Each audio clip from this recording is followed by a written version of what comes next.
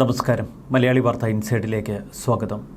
അയ്യപ്പ സന്നിധിയിലേക്കുള്ള തീർത്ഥാടനത്തിൻ്റെ സുവർണ ജൂബിലി ആഘോഷിക്കാൻ കോൺഗ്രസ് നേതാവ് രമേശ് ചെന്നിത്തല സന്നിധാനത്തെത്തിയത് ഭാര്യ അനിതയെയും മക്കളായ രോഹിതിനെയും രമിത്തിനെയും കൂട്ടി. എല്ലാ വർഷവും ശബരിമല ദർശനമൊക്കെ കഴിഞ്ഞ് വീട്ടിലെത്തി ഭാര്യയോട് ശബരിമലയിലെ വിശേഷങ്ങൾ പങ്കുവയ്ക്കാറുണ്ട് രമേശ് ചെന്നിത്തല. ഇക്കുറി ഭാര്യ പറഞ്ഞു, 50 വയസ്സ് കഴിഞ്ഞില്ലേ, ഞാനും കൂടി വരാം. അങ്ങനെയെങ്കിൽ കുടുംബമൊത്ത് യാത്രയാകാമെന്ന് രമേശ് ചെന്നിത്തല. രമേശും മക്കളായ ഡോക്ടർ രോഹിതും രമിത്തും മാലയിട്ട് വ്രതം നോക്കിയാണ് നേരെ ശബരിമലയിലേക്ക് പുറപ്പെട്ടത്. മുൻപ് ശബരിമലയിലെത്തിയ വി.ഡി. സതീശൻ്റെ ഫോട്ടോ അത് വലിയ വിവാദങ്ങളിലകപ്പെട്ടിരുന്നു. നല്ല ക്ലീൻ ഷേവൊക്കെ ചെയ്ത് മിടുമിടുക്കനായി നിന്ന വി.ഡി. സതീശൻ. എന്നാൽ മറുവശത്തിപ്പോൾ കുറ്റിത്താടിയും വളർത്തി രമേശ് ചെന്നിത്തല ശബരിമല സന്നിധാനത്തെത്തിയപ്പോൾ നട തുറക്കുന്ന സമയം 18ാം പടി കയറി നിർമ്മാല്യം കണ്ടു തൊഴുതു. നെയ്യഭിഷേകവും മറ്റു വഴിപാടുകളും നടത്തി. തിരിച്ചെത്തി വിശ്രമിച്ച് പ്രഭാത ഭക്ഷണം കഴിച്ചതിന് ശേഷം കൊടിമരച്ചുവട്ടിലെത്തി ഒന്നുകൂടി തൊഴുത് മലയിറങ്ങി.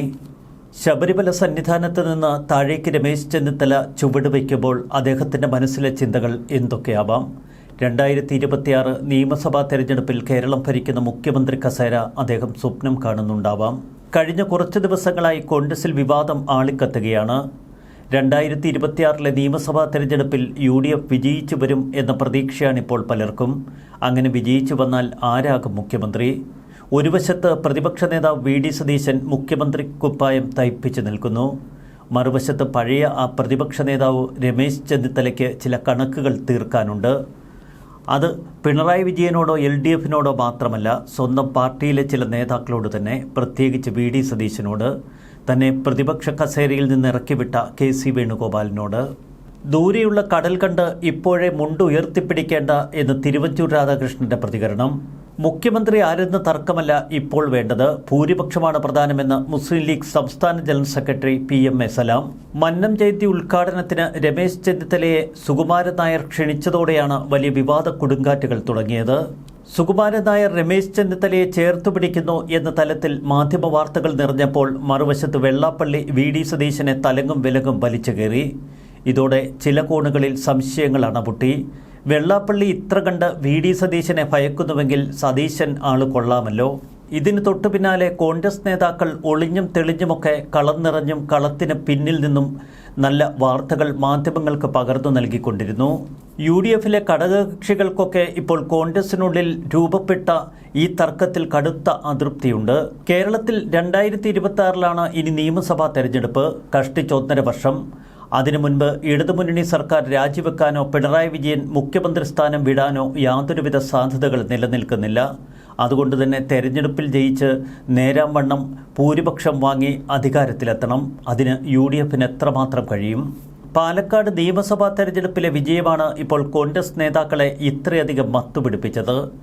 എന്നാൽ അതിനു പിന്നിൽ ചില വർഗീയ ചായ്വുകളുണ്ട് എന്ന വിശ്വാസം കേരളത്തിൽ പടർന്നു പന്തലിക്കുന്നു. മുസ്ലിം ലീഗ് കൂടുതൽ UDFിൽ ശക്തമായിരിക്കുന്ന കാലഘട്ടമാണിപ്പോൾ. മറുവശത്ത് എക്കാലത്തും UDF ബാലൻസ് ചെയ്തിരുന്നത് 2 ശക്തികളിലാണ്. ഒരു വശത്ത് മധ്യ തിരുവിതാംകൂറിൽ വലിയ വേരോട്ടമുള്ള കേരള കോൺഗ്രസ് ബാണി വിഭാഗം, മറുവശത്ത് മലബാറിൽ വലിയ വേരോട്ടമുള്ള മുസ്ലിം ലീഗ് പാർട്ടി. 2 വിഭാഗത്തെയും ഒരുപോലെ ചേർത്ത് പിടിച്ചിരുന്നു മിക്ക കാലഘട്ടങ്ങളിലും UDF. എന്നാൽ മാണി വിഭാഗം UDFിൽ നിന്ന് കൊഴിഞ്ഞുപോയി. നിയമസഭാ മണ്ഡല പുനർനിർണയത്തിൽ ചില പരിക്കുകൾ പറ്റിയത് UDFന് തന്നെ. 40 സീറ്റുകൾ തങ്ങളുടെ ഫിക്സഡ് ഡിപ്പോസിറ്റാക്കി ഇപ്പോൾ LDF സുരക്ഷിതമാണ് എന്നവർ വിശ്വസിക്കുന്നു. ഈഴവ വോട്ട് ബാങ്കിലുണ്ടായ ചോർച്ചയാണ് LDFനെ ഏറെ പതറിച്ചത്. കഴിഞ്ഞ ലോക്സഭാ തെരഞ്ഞെടുപ്പിന് ശേഷം ഇസ്ലാമിസ്റ്റ് വിരുദ്ധ നിലപാടുകളിലൂടെ കൂടുതൽ ഹൈന്ദവ സമുദായങ്ങൾക്കിടയിൽ പിടിമുറുക്കാനാണ് ഇപ്പോൾ LDF ശ്രമം നടത്തുന്നത്. 2 തവണ തോറ്റ ഒരു മുന്നണിയാണ് ഇപ്പോഴും UDF. വരുന്ന നിയമസഭാ തെരഞ്ഞെടുപ്പിൽ UDF അധികാരത്തിലെത്തും എന്ന പ്രതീക്ഷ മുന്നണിക്കുള്ളിൽ ശക്തമാണ്. 2016 നിയമസഭാ തെരഞ്ഞെടുപ്പ്, അതിന് തൊട്ടു മുൻപ് മുഖ്യമന്ത്രിയായിരുന്ന ഉമ്മൻചാണ്ടിയെ രമേശ് ചെന്നിത്തല പലവട്ടം പിന്നിൽ നിന്ന് കുത്തി. ഒടുവിൽ 2016 തോറ്റമ്പിയപ്പോൾ പ്രതിപക്ഷ നേതൃസ്ഥാനം രമേശ് ചെന്നിത്തലയ്ക്ക് വന്നു ചേർന്നു. എന്നാൽ കാലം മറ്റൊരു തലത്തിലാണ് രമേശ് ചെന്നിത്തലയോട് പ്രതികരിച്ചത്. 2016 ഉമ്മൻചാണ്ടിയുടെ കണ്ണീർ അന്ന് കണ്ടുവെങ്കിലും 2021 രമേശ് ചെന്നിത്തലയെ വെട്ടി നേരെ VD സതീശൻ പ്രതിപക്ഷ നേതാവായി. അതിനു പിന്നിൽ KC വേണുഗോപാലിന്റെ ചരടുവലികൾ കൂടി ഉണ്ടായിരുന്നു എന്നത് ഒരു ചരിത്ര വസ്തുത. 22 അംഗ കോൺഗ്രസ് പാർലമെന്റ് പാർട്ടിയിൽ അന്ന് സതീശനെ പിന്തുണച്ചവരായിരുന്നു ഏറെ. രമേശ് ചെന്നിത്തലയെ പിന്തുണയ്ക്കാൻ വെറും 5 അംഗങ്ങൾ മാത്രമാണ് അന്ന് മുതിർന്നത്. അത് രമേശ് ചെന്നിത്തലയെ അക്ഷരാർത്ഥത്തിൽ ഞെട്ടിച്ചു കളഞ്ഞു. എന്നാൽ സതീശനെ പ്രതിപക്ഷ നേതാവായി അത്ര കണ്ടങ്ങ് അംഗീകരിക്കാൻ രമേശ് ചെന്നിത്തല തയ്യാറായില്ല. തുടർന്ന് സൂപ്പർ പ്രതിപക്ഷ നേതാവായി പല അഴിമതി ആരോപണങ്ങളും രമേശ് ചെന്നിത്തല തന്നെ പുറത്തേക്ക് കൊണ്ടുവന്നു. പണ്ട് ആഭ്യന്തരമന്ത്രിയായിരുന്നപ്പോൾ പോലീസിലുള്ള സ്വാധീനം തന്നെയായിരുന്നു ഇക്കാര്യങ്ങളിൽ രമേശിനെ സഹായിച്ചത്. രമേശിനോട് കൂടുതൽ അനുഭാവം പ്രകടിപ്പിച്ച കോൺഗ്രസ് നേതാക്കളും പിന്നീട് കളത്തിലിറങ്ങി. ഇതിനിടയിൽ ഉമ്മൻചാണ്ടിയുടെ മരണം, എ ഗ്രൂപ്പിന്റെ തളർച്ച, ഇതൊക്കെ മുതൽക്കൂട്ടാവുമെന്ന് രമേശ് ചെന്നിത്തല കണക്കുകൂട്ടി. എന്നാൽ തിരുവഞ്ചൂർ രാധാകൃഷ്ണനടക്കം പല നേതാക്കളും അപ്രതീക്ഷിതമായി എ ഗ്രൂപ്പിൽ നിന്ന് സതീശൻ ക്യാമ്പിലേക്ക് വലിഞ്ഞു കളഞ്ഞു. പഴയ ഐ ഗ്രൂപ്പിനെ തട്ടിയെടുത്ത് വീണ്ടും ശക്തിപ്പെടുത്താനുള്ള ശ്രമങ്ങൾ ഇതിനിടയിൽ രമേശ് ചെന്നിത്തല തുടങ്ങിവെച്ചു. എന്നാൽ AICCയിലും രാഹുൽ ഗാന്ധിയുടെ അടുത്തുമൊക്കെ കൂടുതൽ സ്വാധീനമുള്ള KC വേണുഗോപാലിനെ പിണക്കാൻ കേരളത്തിലെ നേതാക്കൾ ഭയപ്പെട്ടു. പലരും രമേശ് ചെന്നിത്തലയോട് അടുപ്പം കാണിക്കുമ്പോഴും രഹസ്യമായി KC വേണുഗോപാലിനെ പിന്തുണച്ചുകൊണ്ടിരുന്നു. എന്നാൽ ഇതിനിടയിൽ AICC പ്രസിഡന്റ് സ്ഥാനത്തേക്ക് ശശി തരൂർ മത്സരിക്കാനിറങ്ങിയപ്പോൾ കുറച്ചുപേർ തരൂരിനൊപ്പം ചേർന്നു. അവരൊക്കെ പഴയ എ ഗ്രൂപ്പിന്റെ നേതാക്കളായിരുന്നു, പ്രത്യേകിച്ച് MK രാഘവനെ പോലുള്ളവർ. പഴയ എ ഗ്രൂപ്പിനെ ശക്തിപ്പെടുത്തിയെടുക്കാം എന്ന് ഇതിനിടയിൽ ബെന്നി ബെഹനാൻ കണക്കുകൂട്ടി. VD സതീശന്റെ ഒറ്റയാൻ പോക്കിനെതിരെ കൃത്യമായ പ്രതിഷേധം ചെന്നിത്തലയുടെയും ബെന്നി ബെഹനാന്റെയുമൊക്കെ ഉള്ളിൽ രൂക്ഷമായി. ഒടുവിൽ ഇക്കഴിഞ്ഞ പാർലമെന്റ് തെരഞ്ഞെടുപ്പിൽ കേരളത്തിൽ UDF മിന്നും ജയം കരസ്ഥമാക്കിയത് അവർക്ക് കൂടുതൽ ആത്മവിശ്വാസം പകർന്നു. പ്രതിപക്ഷ നേതാവ് എന്ന നിലയിൽ തനിക്ക് തന്നെയാണ് മുഖ്യമന്ത്രി സ്ഥാനത്തുള്ള ഏറ്റവും വലിയ അവകാശവാദം ഉന്നയിക്കാൻ കഴിയുന്നത് എന്ന ആത്മവിശ്വാസം സതീശന്. അതിൻ്റെ പ്രതിഫലനമായിരുന്നു പിന്നീട് പാലക്കാട് ഉപതെരഞ്ഞെടുപ്പിൽ സതീശൻ്റേതായി വന്ന ഒരു പ്രഖ്യാപനം.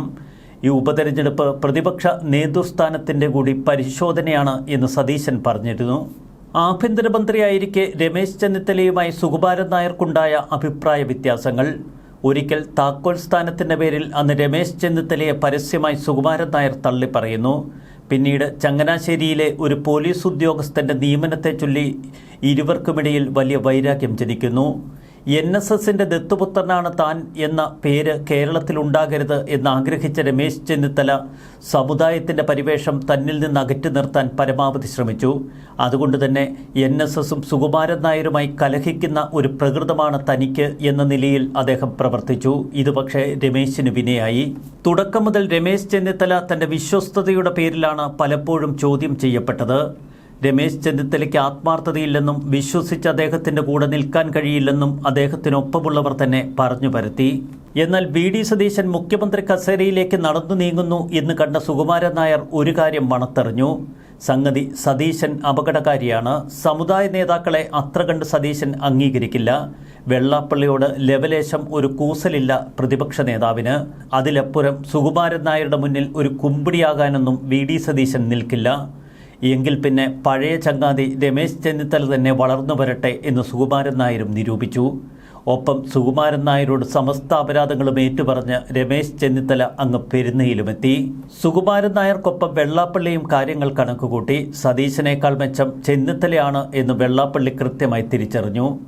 സതീശൻ മുഖ്യമന്ത്രിയായാൽ തൻ്റെ പഴയ ഉഡായിപ്പുകളൊന്നും അത്ര കണ്ട് വിലപ്പോകില്ല. ഇതിനെ തുടർന്നാണ് സതീശൻ നാക്കെടുത്താൽ വെറുപ്പിക്കുന്ന വാക്കുകളെ പറയൂ എന്ന് വെള്ളാപ്പള്ളി തട്ടിവിട്ടത്. ഇതിന് മറുപടി പറയാനൊന്നും സതീശൻ നിന്നില്ല. VD സതീശനും K സുധാകരനും തമ്മിലുള്ള സൗന്ദര്യപ്പിണക്കം തന്നെയായിരുന്നു സതീശൻ്റെ വീഴ്ചയുടെ തുടക്കം. KPCC അധ്യക്ഷനെ മാറ്റണം എന്ന കട്ട നിലപാടെടുത്തു തുടക്കം മുതൽ VD സതീശൻ. യുവാക്കൾ ആ സ്ഥാനത്തേക്ക് കടന്നുവരാൻ സതീശൻ ആഗ്രഹിച്ചു. കേരള കോൺഗ്രസ് മാണി വിഭാഗത്തെ വീണ്ടും UDFിലേക്ക് തിരികെ കൊണ്ടുവരണമെന്ന് സതീശൻ ശക്തിയായി വാദിച്ചു. എന്നാൽ കോട്ടയം ജില്ലയിൽ ഇപ്പോഴുണ്ടായ ക്ഷീണം മാറ്റാൻ കേരള കോൺഗ്രസ് മാണി വിഭാഗം വന്നാൽ മാത്രമേ കഴിയൂ എന്ന നിലപാടെടുത്തവരാണ് K സുധാകരനും VD സതീശനും. പണ്ട് കേരള കോൺഗ്രസ് എമ്മുമായുള്ള പ്രശ്നങ്ങൾ തുടങ്ങിവെച്ചത് രമേശ് ചെന്നിത്തലയാണ്. അതുകൊണ്ട് തന്നെ ചെന്നിത്തലയ്ക്ക് പ്രാമുഖ്യം കിട്ടുന്നത് കേരള കോൺഗ്രസ് മാണി വിഭാഗത്തിന് സഹിക്കാവുന്നതിനപ്പുറമാണ്. അതുകൊണ്ട് തന്നെ ചെന്നിത്തലയാണ് മുഖ്യമന്ത്രി കസേരയിലേക്ക് എത്തുന്നതെങ്കിൽ മാണി വിഭാഗം UDFിലേക്ക് എത്താനുള്ള സാധ്യതയും കുറവാണ്. സതീശനും ചെന്നിത്തലയും തമ്മിലടിക്കട്ടെ, അതിനിടയിലൂടെ ഊഴം പാർത്ത് എങ്ങനെയെങ്കിലും മുഖ്യമന്ത്രി കസേരയിലിരിക്കാം എന്നതാണ് KC വേണുഗോപാലിൻ്റെ മോഹം. ഇടക്കാലത്ത് മുഖ്യമന്ത്രി കുപ്പായമൊക്കെ തുന്നിയ ശശി തരൂർ ഏറെക്കുറെ ഔട്ടായ മട്ടിലാണിപ്പോൾ. പാരമ്പര്യത്തിൻ്റെ മാത്രം പിൻബലത്തിലാണ് K മുരളീധരൻ പലപ്പോഴും മന്ത്രിക്കുപ്പായവും മുഖ്യമന്ത്രിക്കുപ്പായവും ഒക്കെ തയ്പ്പിച്ചിരിക്കുന്നത്.